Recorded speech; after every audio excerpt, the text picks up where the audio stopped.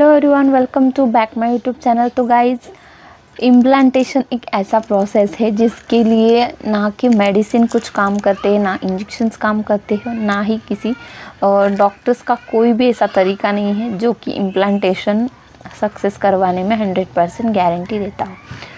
क्योंकि इम्प्लांटेशन एक ऐसी चीज़ है जिसमें किसी का कंट्रोल नहीं होता, ना ही आपका हो सकता है, ना ही डॉक्टर का हो सकता है। क्योंकि आपकी इतनी सारी प्रेगनेंसी ट्रीटमेंट चलती है, मेडिसिन इंजेक्शन दिए जाते हैं, लेकिन ये सारी चीज़ें कहीं ना कहीं रुक जाती है।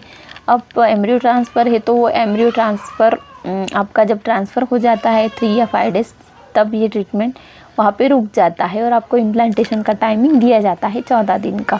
अब IUI में भी सेम ऐसे ही होता है।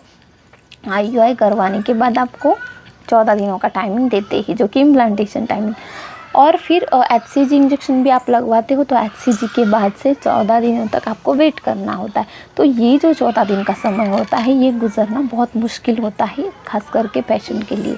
क्योंकि आप इतने दिनों से वेट करते हो, इतने दिनों से इसी के बारे में सोचते हो, लेकिन इम्प्लांटेशन के टाइमिंग आपको इस तरीके से कुछ चीज़ें करनी है जिससे कि आपका इम्प्लांटेशन सक्सेसफुल होने में हेल्प मिल सके। क्योंकि मेडिसिन अपना काम करती है, जो कि आपको प्रोजेस्टेरॉन वगैरह की मेडिसिन दी जाती है, किसी किसी केस में इंजेक्शंस भी लगते हैं प्रोजेस्टेरॉन के।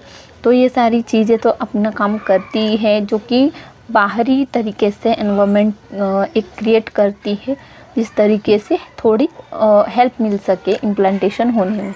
लेकिन आपको भी कुछ चीज़ें करनी होती है, जो कि आपका डेली रूटीन होता है, उसको आप चेंज करना ज़रूरी है।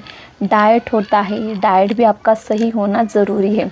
और साथ में जो नींद होती है आपकी, ये भी होना चाहिए। अगर ये 3 चीज़ें बेसिक मैं आपको बता रही हूँ, ये 3 चीज़ें भी आप फॉलो करते हो, ये 3 चीज़ें सही से चल रही है, तो आपको इम्प्लांटेशन सक्सेसफुल होने से कोई भी नहीं रोक सकता। आप चाहे कितनी ही सालों से ट्राई क्यों ना कर रहे हो, लेकिन ये 3 चीज़ें सही है और मेडिसिन के साथ साथ इन 3 चीज़ों का कॉम्बिनेशन है, तो आपका 100% इम्प्लांटेशन जो है वो होकर रहेगा।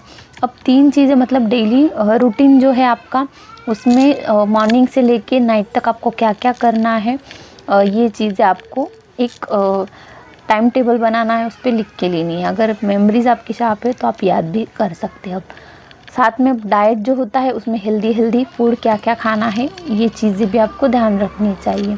अब तीसरा जो है, नींद जो है आपकी कंप्लीट होना चाहिए, जिससे कि आपको हार्मोन्स अच्छे से क्रिएट होते हैं और बूस्ट करते हैं प्रेगनेंसी कंसीव करने के लिए।